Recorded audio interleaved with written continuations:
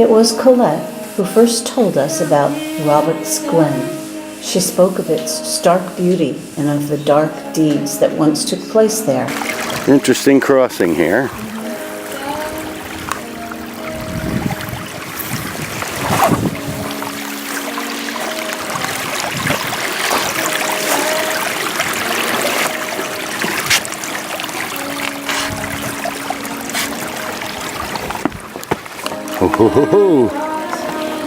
The choice here is, Marianne, if you don't like this, we'll come around and come back. You either step on the top of this rock or you step right over to there. That's a tough one.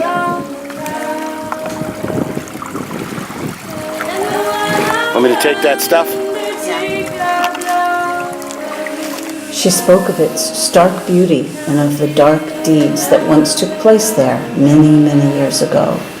She showed us Tony Doherty's story from the Irish Times a few years ago of the walk through Rabhach's Glen and the intriguing history of two murders committed in this stony and lonely landscape. He said there are ruins of a small cluster of pre-famine homes that was the location of violence and death in the year 1814. Tony described the landscape, the old stone homes and the dark tale. Because of the boggy nature of the valley floor, the cabins were built on a rise of ground under a cliff and at the foot of a steep gully. Not the most restful of spots during the occasional rockfalls that would be inevitable in such a location. Neither was it a restful refuge for an unfortunate deserter from the English naval base in Berehaven, who sought shelter in the home of Cornelius O'Sullivan Rabhach.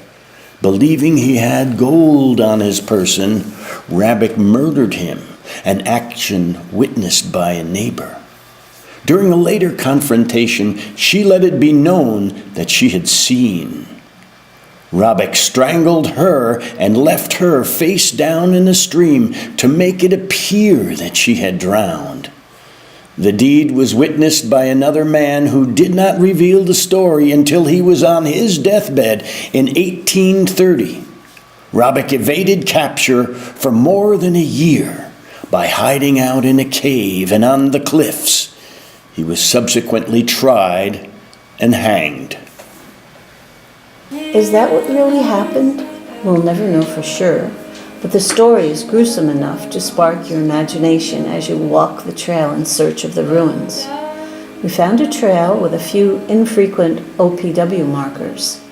The path winds its way slowly up the valley, across a stream, with alternating boggy rivulets of water, mud, grass, rocks, and boulders. The walking is wet and slippery all the way. We climb slowly from the valley floor, working our way up the glen in search of the ruins. But after the last old house in the lower valley, we saw no trace of any remains of abandoned homes on either side of the glen that rises into the surrounding Caha Mountains that dominate this landscape. Rock outcrops and fields of already fallen rocks impede the way. The sun blinked in and out of the clouds, and sometimes we were lost in shadows beneath the rising rocky cliffs that surrounded us. At each bend and at the top of every rise, we expected to see the scene of the crimes, but no. After a half hour of this, the climb got even steeper. We stopped to rest. Danny went on a little further around a large outcrop to check if the ruins could be seen from there, but no. Nothing but a new and steeper rise and yet another bend.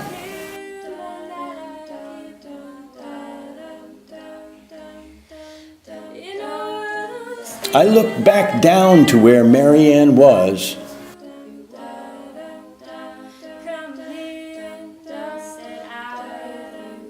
And then further down the valley below.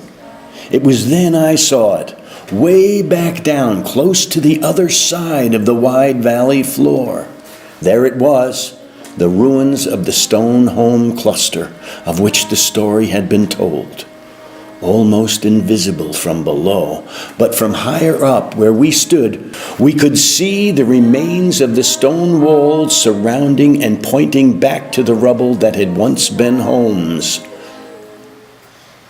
The sun popped out of the clouds, and we hurried back down the path. But as our neighbor Tim Whitley had told me only a few days before, be careful on the way back down from a climb, for it is not a successful climb till you've reached the bottom. And me, the guy who had told Marianne to be careful over and over again on the way up, I was the one who fell as we came back down. Not once, not twice, but 3 times. Well, I survived well enough with only a few bruises and 1 small cut. The biggest hurt was the one to my dignity and ego. Much better off than the poor, unfortunate sailor and woman from 200 years ago, we left the valley floor to the sheep and went on back to Colette's cottage at Dolores Harbor.